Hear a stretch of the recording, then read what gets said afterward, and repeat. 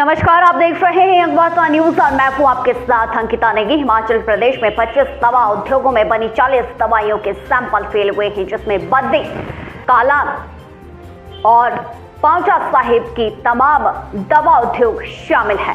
CDSCO यानी कि केंद्रीय औषधि मानक नियंत्रण संगठन के मानकों पर ये दवाइयां खरी नहीं उतरी हैं। इस बीच स्वास्थ्य मंत्री धनीराम शांडिल का भी बयान सामने आया है।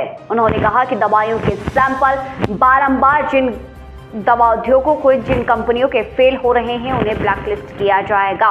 फिलहाल प्रदेश की छवि खराब हो रही है और जिसका बुरा असर पड़ रहा है। कार्रवाई कर उन्होंने कहा कि कंपनियों को ब्लैकलिस्ट किया जाएगा। शांडिल ने बताया कि पहले भी विभाग की ओर से सैंपल फेल होने पर लाइसेंस रद्द करने के कदम उठाए गए। फिलहाल धनीराम शांडिल क्या कुछ कहते हुए नजर आए, वो भी आप सुनिए।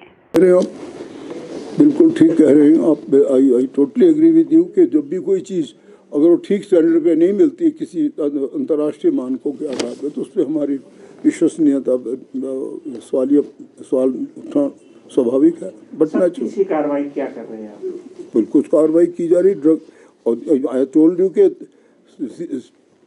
बहुत से लोग ऐसे हैं जो मैं आपको बताऊंगा। मेरे पास last time I had shared that list कि जिनको हम इस प्रकार का जो पाया जाता है उनको हम मैन्युफैक्चर की लिस्ट में, मैन्युफैक्चर के कतार में रखते ही नहीं।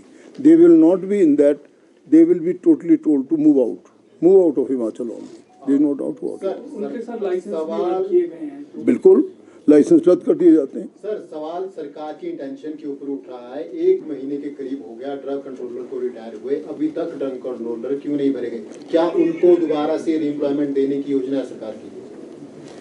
वो ये ठीक बात है कि किसी भी सॉर्ट ऑफ पोस्ट में ज़्यादा देर तक किसी को रखना नहीं चाहिए।